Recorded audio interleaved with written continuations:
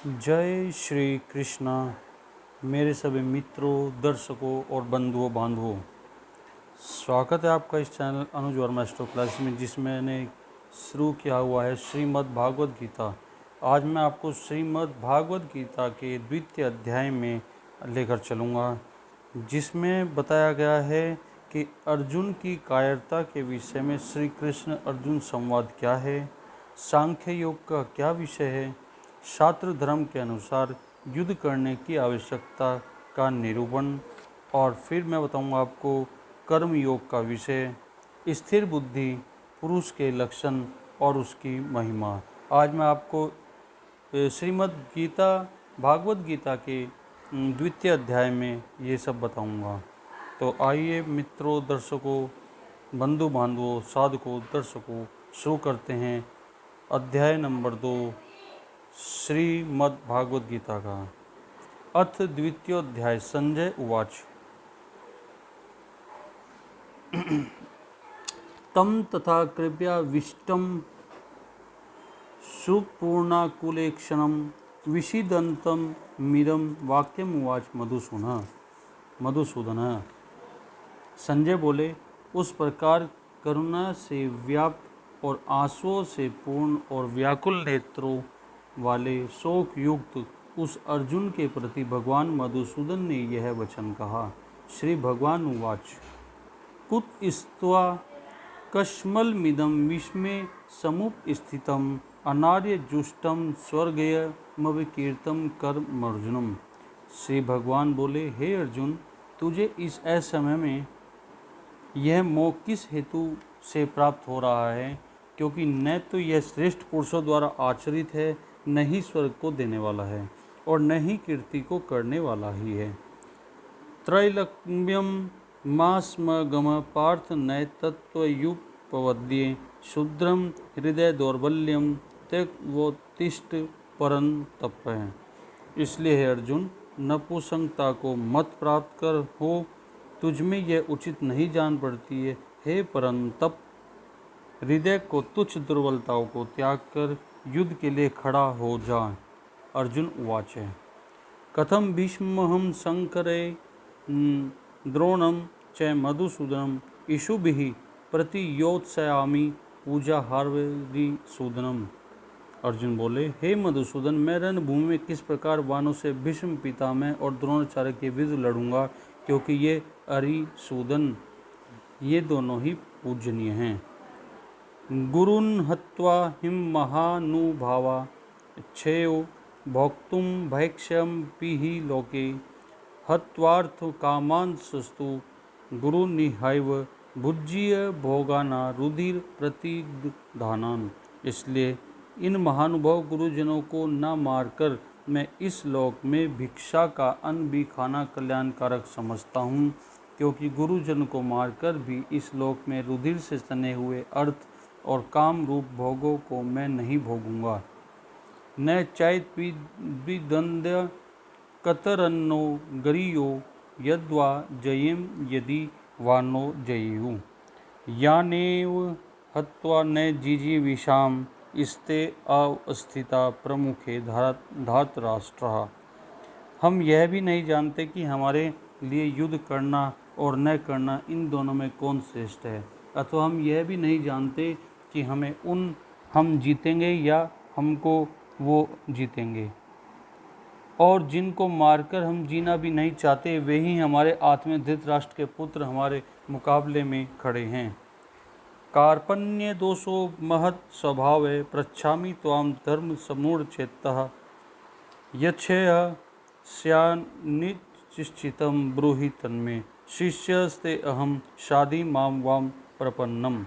इसलिए कायरता रूप दोष के उपहत हुए स्वभाव वाला और धर्म के विषय में मोहित चित हुआ मैं आपसे पूछता हूँ कि जो साधन निश्चित कल्याणकारक हो वह मेरे लिए कहिए, क्योंकि मैं आपका शिष्य हूँ, इसलिए आपकी शरण में हूँ। आप मुझको शिक्षा दीजिए। नहीं प्रपश्यामि ममाप्नुद्या यच्छेकमुच्छोषन्मिन्द्रियाणाम् अवाप्य भूमावस्पत्नमृद्धं राज्यम सुराणामपि चाधिपमत्यम। क्योंकि भूमि में निष्कंटक धन धान्य संपन्न राज्य को और देवताओं के समीपने को प्राप्त होकर भी मैं उस उपाय को नहीं देखता हूँ जो मेरी इंद्रियों के सुखाने वाले शोक को दूर कर सके। संजय उवाच एव मुक्त्वा ऋषिकेशं गुडाकेश परन्तप न योत्स्य इति गोविंद मुक्त्वा तूष्णीम भुवः। संजय बोले, हे राजन, निद्रा को जीतने वाले अर्जुन अंतर्यामी श्री कृष्ण महाराज के प्रति इस प्रकार कहकर फिर श्री गोविंद भगवान से युद्ध नहीं करूँगा स्पष्ट कहकर चुप हो गए। तमुवाच ऋषिकेश प्रहसन्निव भारत सैन्योरुभयो मध्ये विषीदन्तमिदं वचः।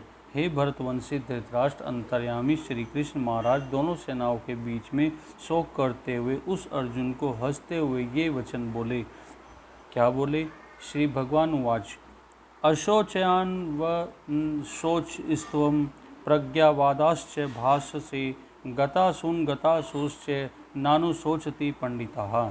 श्री कृष्ण बोले, हे अर्जुन, न तो शोक करने के योग्य मनुष्य के लिए शोक करता है और पंडितों के से वचनों को कहता है, परंतु जिनके प्राण चले गए हैं उनके लिए और जिनके प्राण नहीं गए हैं उनके लिए भी पंडित जन शोक नहीं करते।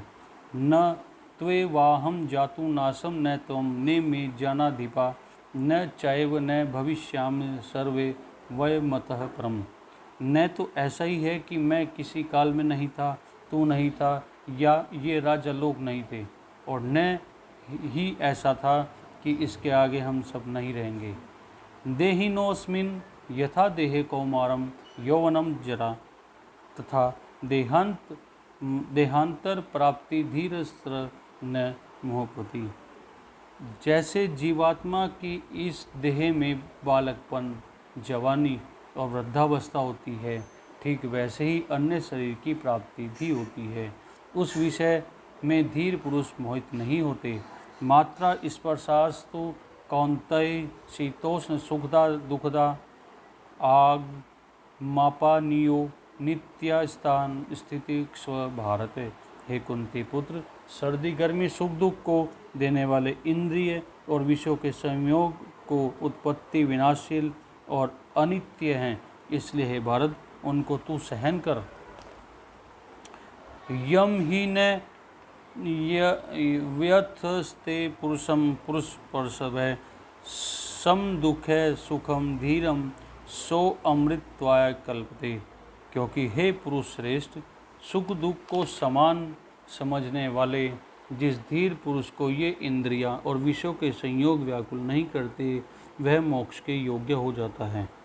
नास्तो विद्यते भावो ना भावो विद्यते स्तता उभयोरपि दृष्टो अंत स्तवन योस्त दृश्यभि।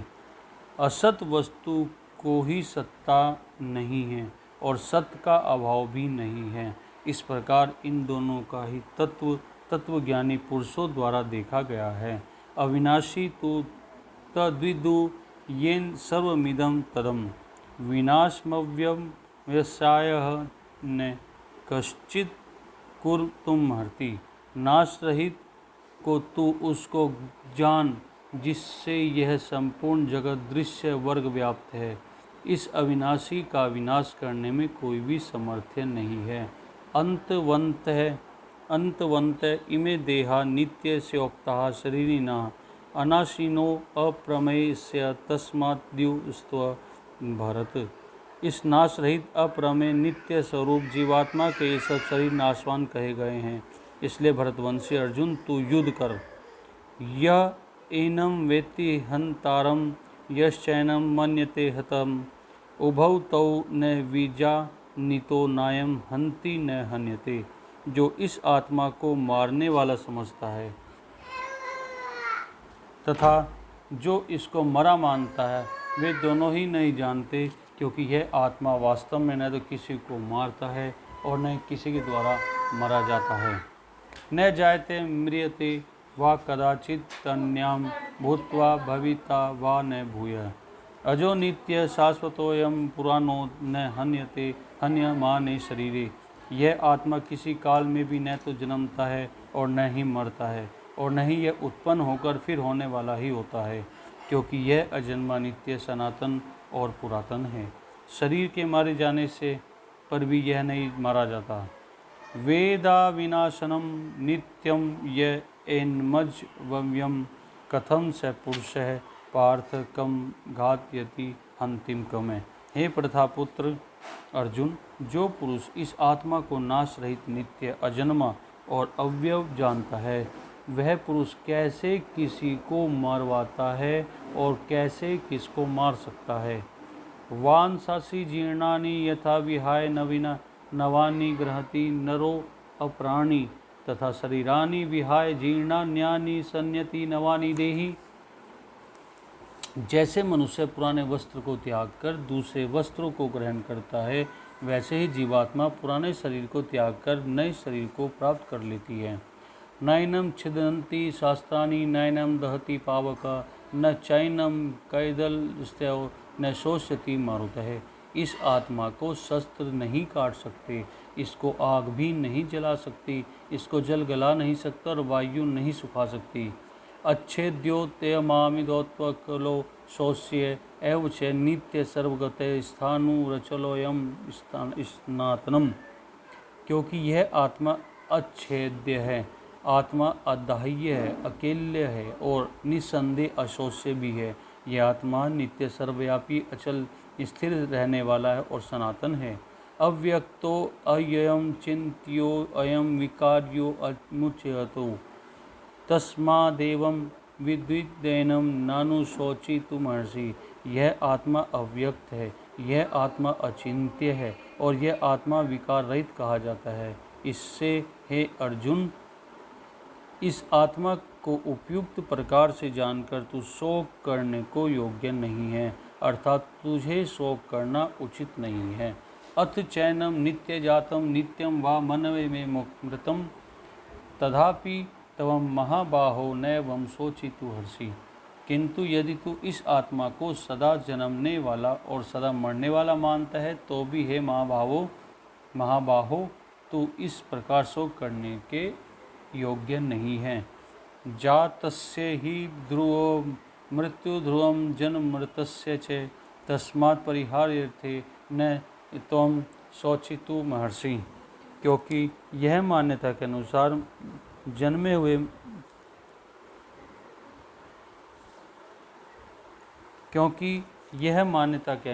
जन्मे हुए की मृत्यु निश्चित है और मरे हुए का जन्म भी निश्चित है। इससे भी एक बिना उपाय वाला विषय में तू शोक करने के योग्य नहीं है। अव्यक्तदातीनि भूतानि व्यक्तम मध्यानि भारत अव्यक्त निधानन्यव ततत्र का परिदेवना। हे अर्जुन, संपूर्ण प्राणी जन्म से पहले अप्रकट थे और मरने के बाद भी अप्रकट हो जाने वाले हैं, क्योंकि बीच में ही प्रकट है। फिर ऐसी स्थिति का क्या शोक करना। आश्चर्यवत् पश्यति कश्चिदेन माश्चर्यवदत्पत्ति तथैव चान्य आश्चर्यवचनमनन्यस्य शृणोति शृणोत्पयनं वेद न चैव कश्चित्। कोई एक महापुरुष ही इस आत्मा को आश्चर्य की बात देखता है और वैसा ही दूसरा भी महापुरुष ही इसके तत्व के आश्चर्य की भांति वर्णन करता है, तथा दूसरा कोई अधिकारी पुरुष ही इसे आश्चर्य की भांति सुनता है और कोई तो सुनकर भी इसको नहीं जानता। देहि नित्यं वध्यो अयम देहे सर्वस्य भारत तस्मात् सर्वाणि भूतानि न त्वं शोचोत्तमहर्ते। हे अर्जुन, यह आत्मा सब के शरीर में सदा ही अवध्य है, इस कारण संपूर्ण प्राणियों के लिए तू शोक करने के योग्य नहीं है। सब धर्म अपि चावेक्ष्य न विकम्पितु महर्षि धर्मार्थ युद्धि युद्धाक्षयो असदृश्य न विद्यते। तथा अपने धर्म को देखकर भी तू भय करने के योग्य नहीं है, अर्थात तुझे भय नहीं करना चाहिए, क्योंकि क्षत्रिय के लिए धर्म युक्त युद्ध से बढ़कर कोई दूसरा कल्याणकारी कर्तव्य भी नहीं है। यद्रक्षवा चोपन्नम स्वर्गद्वार मपाव्रतम सुखिन क्षत्रियाः पार्थ लभन्ते युद्ध निदृशम। हे पार्थ, अपने आप प्राप्त हुए और खुले हुए स्वर्ग के द्वार रूप इस प्रकार के युद्ध को भाग्यवान क्षत्रिय लोग ही पाते हैं। अथ चैत्वमिमं धर्मम्यं संग्रामं न करिष्यसि ततः सर्वधर्मं कीर्तिं च हित्वा पापमं वाप्स्यसि। किंतु यदि तू इस धर्मयुक्त युद्ध को नहीं करेगा तो स्वधर्म और कीर्ति को खोकर पाप को प्राप्त होगा। अकीर्तिम चापि भूतानि कथयिष्यन्ति ते अव्यव्याम संभावितस्य च कीर्तिम मरणादितिरश्चैते। तथा सब लोग तेरी पूरी बहुत काल तक रहने वाली अपकीर्ति का ही कथन करेंगे, और मान्य पुरुष के लिए अपकीर्ति मरण से भी बढ़कर होती है। भयाधराना तु पुरतम मत्स्यन्ते त्वाम महारथा येषां च त्वं बहुमतो भूत्वा यास्यसि लाघवम्। और जिनकी दृष्टि में तू पहले बहुत सम्मानित होकर अब लघुता को प्राप्त होगा, वे मारुति लोग तुझे भय के कारण युद्ध से हटा हुआ मानेंगे। अवाच्य वादाश्च बहुनि वदिष्यन्ति तवा हिताः निदन्तस्तव समर्थ्यं ततो दुःखतरं नु किम्। तेरे बैरी लोग तेरे सामर्थ्य की निंदा करते हुए तुझे बहुत से न कहने योग्य वचन भी कहेंगे, उससे अधिक दुख और क्या होगा। हतो वा प्राप्स्यसि स्वर्गम जित्वा वा भोक्ष्यसे महिम तस्मा तुतिष्ठ कौन्तेय युद्धाम कृति निश्चय। या तो तू युद्ध से मरा जाकर स्वर्ग को प्राप्त होगा, अथवा संग्राम में जीतकर पृथ्वी का राज्य भोगेगा। इसका कारण हे अर्जुन, तू युद्ध करने के लिए निश्चय ही खड़ा हो जा। सुख दुखे समय कृत्वा लाभौ जयौ ततौ युद्धाम युज्यस्य नैव पापम वाप्स्यसि। जय पराजय लाभ हानि सुख दुख को समान समझकर उसके बाद युद्ध करने के लिए तैयार हो जा। इस प्रकार युद्ध करने से तू पाप को नहीं प्राप्त होगा। ऐसा ते विहिति साग्र्ये बुद्धि योगे त्वमिमां शृणु। बुद्धि तया युक्तो यया पार्थ कर्म बंध प्रहास्यसि। हे पार्थ, यह बुद्धि तेरे लिए ज्ञान योग के विषय में कही गई है, और तू इसको कर्म योग विषय योग में सुन। जिस बुद्धि से युक्त हुआ तू कर्मों के बंधन को भली भांति त्याग देगा, अर्थात सर्वथा नष्ट कर डालेगा। नेहा भी क्रम नाशो अस्ति प्रत्यवायो न विद्यते सवल्प वस्य धर्मस्य त्रायते महतो भयात्। इस कर्म योग में आरंभ का अर्थात बीज का नाश नहीं है, और उल्टा फल रूप दोष भी नहीं है, बल्कि इस कर्म योग रूप धर्म का थोड़ा सा भी साधन जन्म मृत्यु रूप महान भय से रक्षा कर लेता है। व्यवसायत्मिका बुद्धि रेकः कुरु नंदन बहुशाखा हात्यनश्च बुद्धो यो अव्यवसानियाम।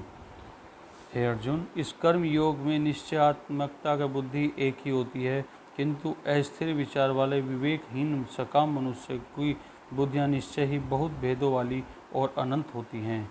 यामिमाम पुष्पिताम वाचम प्रवदन्य विपश्चितः वेदवादरताः पार्थ नान्य स्थितिवादिनः कामात्मना स्वर्गपरा जन्म कर्म फल प्रदायम क्रिया विशेष बहुलाम भोगेश्वर गतिम प्रति भोगेश्वर्य सक्तानां तयापहत चेतसाम वैसात्मिका बुद्धि समाधौ न विधीयते।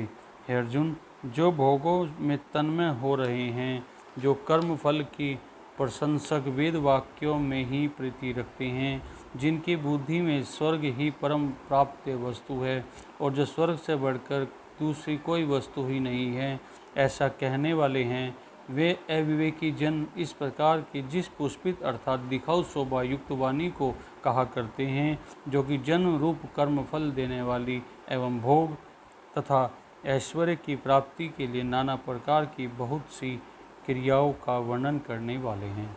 यह वाणी द्वारा जिनका चित्त हर लिया गया हो, जो भोग ऐश्वर्य में अत्यंत आसक्त हों, उन पुरुषों की परमात्मा में निश्चित आत्मकता बुद्धि नहीं होती।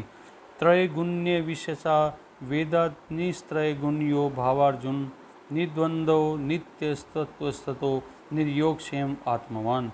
हे अर्जुन, वेद उपयुक्त प्रकार से तीन गुणों के कार्य रूप समस्त भोगों एवं उनके साधनों का प्रतिपादन करने वाले हैं। इसलिए तू उन भोगों और उनके स्थानों में आसक्तिहीन, हर्ष शोक द्वंद्वों से रहित नित्य वस्तु परमात्मा के स्थित योग क्षेम को न चाहने वाला और स्वाधीन अंतःकरण वाला हो।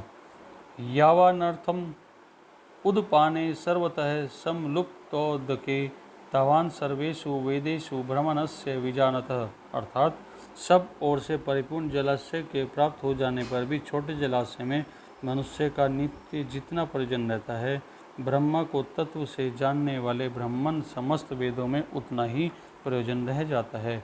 कर्मण्यवाधिकारस्ते माँ फलेषु कदाचन माँ कर्म फल हेतुर्भु ते संगे सत्कर्मणि। तेरा कर्म करने में ही अधिकार है, उसके फलों में कभी नहीं, इसलिए तू कर्मों के फल का हेतु मत हो और तेरे कर्म न करने से भी आसक्ति न हो। योग स्थित कुरु कर्माणि संग त्यक्त्वा धनंजय स्थित स्थितयो समो भूत्वा समत्वम योग उच्यते। हे धनंजय, तू आसक्ति को त्याग कर तथा सिद्धि और असिद्धि के समान बुद्धि वाला होकर योग में स्थित हुआ कर्तव्य कर्मों को कर, समत्व ही योग कहलाता है। दूरेन हैवरम कर्म बुद्धि योगा धनंजय बुद्धौ शरणम गच्छ कर्पणा फल हेतु। इस समत्व रूप बुद्धि योग से सकाम कर्म अत्यंत ही निम्न श्रेणी का है, इसलिए हे धनंजय, तू समबुद्धि में हो, रक्षा का उपाय ढूंढ और बुद्धि योग का ही आश्रय ग्रहण कर, क्योंकि फल के हेतु बनने वाले अत्यंत दीन हैं। बुद्धि युक्तो जहाति ही उभे सुकृत तिरस्कृते तस्मात् दोगाय युज्यस्व योगः कर्मेषु कौशलम, अर्थात समबुद्धि युक्त पुरुष पुण्य और पाप को इसी लोक में त्याग देते हैं, अर्थात उनसे मुक्त हो जाते हैं। इसलिए तू समत्व रूप से योग में लग जा।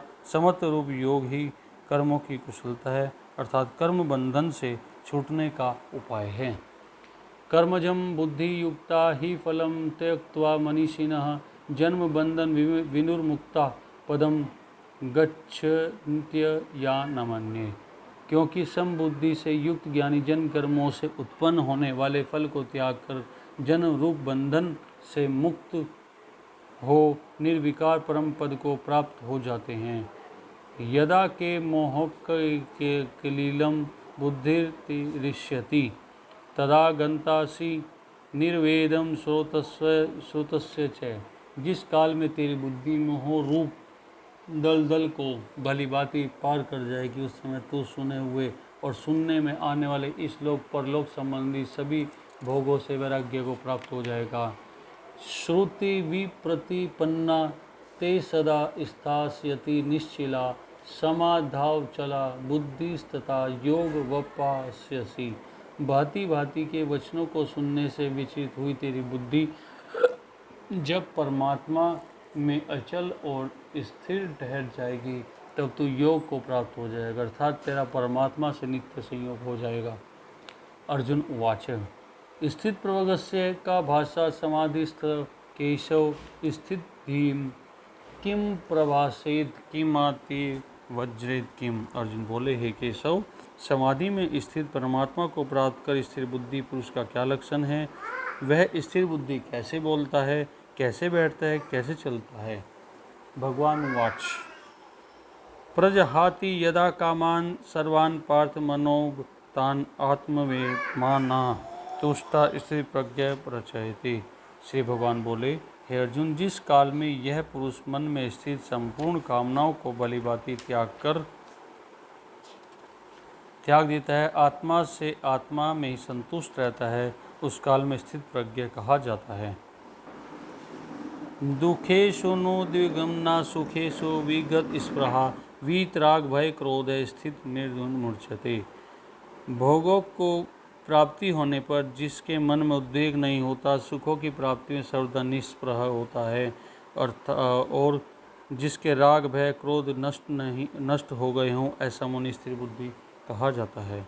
यह सर्वतानि भी रसन्ने हस्त के प्राप्य शुभाशुभम नाभिनंदति ते द्वेषति तस्य प्रज्ञा प्रतिष्ठिता।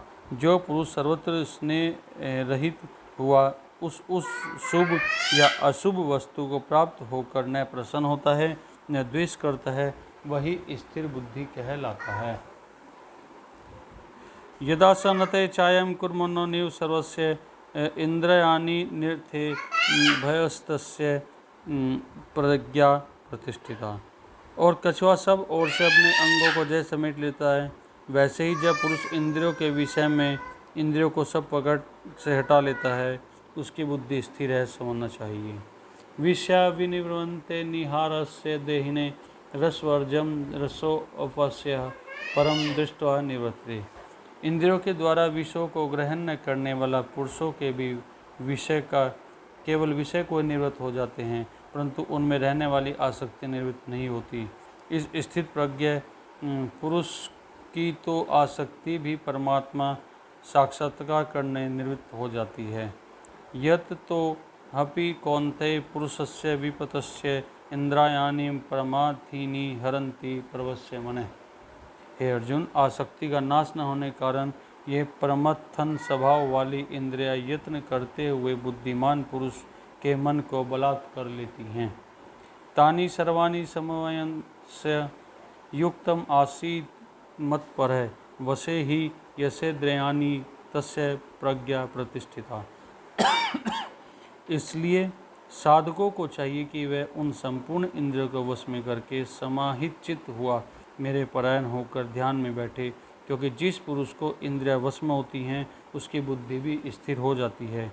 ध्यायते विषयान पुंस संगः पुरुष जायते संगास जायते कामे कामाप्रीतो भी जायते। विषयों का चिंतन करने वाले पुरुषों की उन विषयों में आसक्ति हो जाती है। आसक्ति से उन विषयों की कामना उत्पन्न होती है और कामना में विघ्न पड़ने के कारण क्रोध उत्पन्न हो जाता है। क्रोधा दवती सम्मोह सम्मोह स्मृति विभ्रम स्मृति भ्रंसाद बुद्धिनाशो बुद्धिनाशात् प्रणपश्यति। क्रोध के अत्यंत मूढ़ भाव उत्पन्न हो जाता है। मूढ़ भाव से स्मृति या भ्रम हो जाता है। स्मृतियों के भ्रम हो जाने से बुद्धि अर्थात ज्ञान शक्ति का भी नष्ट हो जाती है, और इस बुद्धि का नाश हो जाने से पुरुष अपनी स्थिति से गिर जाता है। राग देश वियुक्तेस्तु विषयानि निर्दस्य आत्मवश्य विध्यात्मा प्रसाद भी गच्छति। परंतु अपने अधीन किए हुए अंतःकरण वाला साधक अपने वश में की हुई राग द्वेष से रहित इंद्रियों द्वारा विषयों में विचरण करता हुआ अंतःकरण की प्रसन्नता को प्राप्त हो जाता है। प्रसादे सर्व दुखानां हानिस्यो जायते प्रसन्न चेतसो हास्यो बुद्धि पर्यवतिष्ठति। अंतःकरण की प्रसन्नता होने पर इसके संपूर्ण दुखों का अभाव हो जाता है और प्रसन्न चित्त वाले कर्मयोगी की बुद्धि शीघ्र ही सब ओर से हटकर एक परमात्मा में ही भली भांति स्थिर हो जाती है। नास्ति बुद्धिर्युक्तस्य न चायुक्तस्य भावना न चाभावत शांतिस्य कुतो सुखम। न जीते हुए मन को इंद्रियों वाले पुरुष में निश्चयात्मकता बुद्धि नहीं होती, और उस अयुक्त मनुष्य के अंतःकरण में भावना भी नहीं होती, और भावनाहीन मनुष्य को शांति कभी नहीं मिलती। शांत रहित मनुष्य को सुख कैसे मिल सकता है। इंद्रियाणाम ही चरताम यना नो अनु मधीयते तदस्य हरति प्रज्ञाम वायुनामिभावसी। क्योंकि जैसे जल में चलने वाली नाव को वायु हर लेती है, वैसे ही विषयों में विचरती हुई इंद्रियों में से मन जिस इंद्रियों के साथ रहता है वह एक ही इंद्रिय इस युक्त पुरुष की बुद्धि भी हर लेती है। तस्मात् तस्य महाबाहो निगृहीतानि सर्वशः इंद्रियाणि इंद्रियाभेदस्य प्रज्ञा प्रतिष्ठिता। इसलिए हे महाबाहु, जिस पुरुष की इंद्रियों के विषय में सब प्रकार निग्रह की हुई हैं, उसी की बुद्धि स्थिर हो जाती है। या निशा सर्वभूतानां तस्य सर्गति संयमी यस्याम जागृति भूतानि स निशा पश्यतो मुने। संपूर्ण प्राणियों के लिए जो रात्रि के समान है, उस नित्य ज्ञान स्वरूप परमात्मा नंद की प्राप्ति में स्थित प्रज्ञ योगी जागता है, और जिस नाशवान संसारिक सुख की प्राप्ति के लिए सब प्राणी जागते हैं, परमात्मा के तत्व को जानने वाले मुनि के लिए वे रात्रि के समान हैं। अपूर्यमानं चल प्रतिष्ठम समुद्र मापह प्रविश्यन्ति यदुत्व तत्कामा यम प्रविश्यन्ति सर्वे न शांति मा प्रोनोति न कामकाशी। जैसे नाना नदियों के जल सब और से परिपूर्ण अचल प्रतिष्ठा वाले समुद्र में उसको विचलित न करते हुए भी समा जाते हैं, वैसे ही सब भोग जिस स्थित प्रज्ञ पुरुष में किसी प्रकार का विकार उत्पन्न किए बिना ही समा जाते हैं, वही पुरुष परम शांति को प्राप्त होता है, भोगों को चाहने वाला नहीं। विहाय कामान्य सर्वानुप्रशंति निष्प्रहे निर्ममो निरहंकार सशांति गच्छति। जो पुरुष संपूर्ण कामनाओं को त्याग कर ममता रहित, अलहंकार रहित, स्पर्शा रहित हुआ विचरता है, वही शांति को प्राप्त होता है, अर्थात वह शांति को प्राप्त होता है। ऐसा ब्रह्मी स्थितः पार्थ नैनाम प्राप्य विमुक्ति स्थित्वाप्स्यन्ति काले ब्रह्म निर्वाण मृच्छति है। अर्जुन, यह ब्रह्म को प्राप्त हुए पुरुष की स्थिति है। इसको प्राप्त होकर योगी कभी मोहित नहीं होता और अंत काल में भी वह ब्राह्मी स्थिति के मध्य होकर ब्रह्मानंद को प्राप्त हो जाता है। ओम ततस्दिति श्रीमद्भागवत गीता सूपनिषत्सु ब्रह्म विद्यायां योग शास्त्रे श्री कृष्ण अर्जुन संवादे सांख्य रोगो नाम द्वितीय अध्याय। ओम नमो भगवते वासुदेवाय। ओम मम श्री कृष्णम मम नमः। जय श्री कृष्ण। तो साधको, आज आपने देखा द्वितीय अध्याय कितना ही हर्षान्वित करने वाला है, हमें ब्रह्म ज्ञान से जोड़ने वाला है, और इस ब्रह्म ज्ञान के जोड़ने से ही मनुष्य को परम तत्व की प्राप्ति होती है। और उसके आधार पर ये सुनने मात्र से जो भी साधक साधिकाएं, मित्र, सखा, सब जो भी सुन रहे होंगे, धीरे धीरे उनके अंदर से आलस्य, प्रमाद जैसे दुर्गुण समाप्त होते जाएंगे। यह श्रीमद् भागवत गीता का महात्म्य है। जो इसको सुनता है उसके पाप फल कट जाते हैं और वह कभी भी अपने जीवन में अकर्मण्य नहीं होता, अर्थात उसे कभी भी आलस्य, प्रमाद की प्राप्ति नहीं होती, और जिसके कारण से वो कभी भी अपने कार्य व्यवसाय में आलस्य को प्राप्त नहीं होगा, सजग रहेगा और अपने गृहस्थ योग के द्वारा गृहस्थ आश्रम को सही से चलाएगा। तो श्रीमद् भागवत गीता के संपूर्ण 18 अध्याय को पूर्ण होने के बाद में ये एक विलक्षण चमत्कार होगा कि किसी भी व्यक्ति के जीवन में जो भी इसको ध्यान से सुनेगा, समझेगा, पठन पाठन मनन करेगा, आत्मचिंतन करेगा, ठीक है, तो उसके जीवन में कभी भी कार्य व्यवसाय को लेकर किसी प्रकार की भी कोई भी समस्या नहीं आएगी।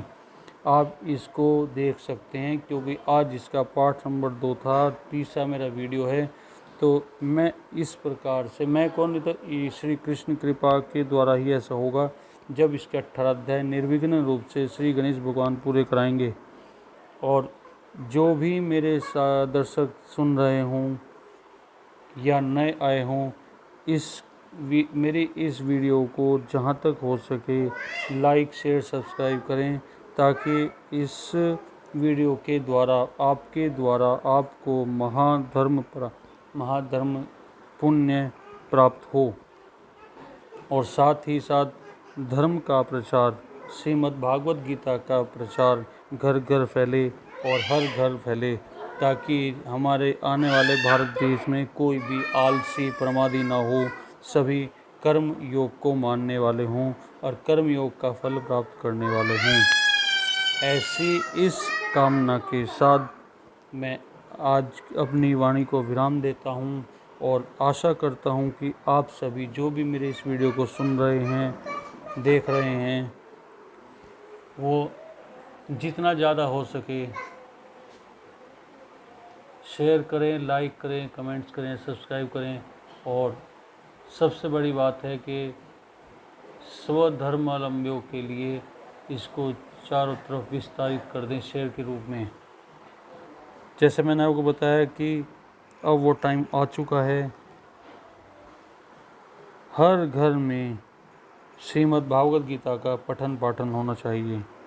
जैसे मैं आपको सुना रहा हूँ ऐसे आप चाहें आप भी सुनने के बाद अपने ही शब्दों में अपने आसपास के अपने बंधु वर्ग में, रिश्तेदारी में, बंधु बांधवों के साथ इसका आप सत्संग कर सकते हैं, ताकि घर घर हमारी श्रीमद् भागवत गीता फैल जाए और सभी ब्रह्म ज्ञान को प्राप्त हों, अज्ञानता का नाश हो, धर्म की स्थापना हो।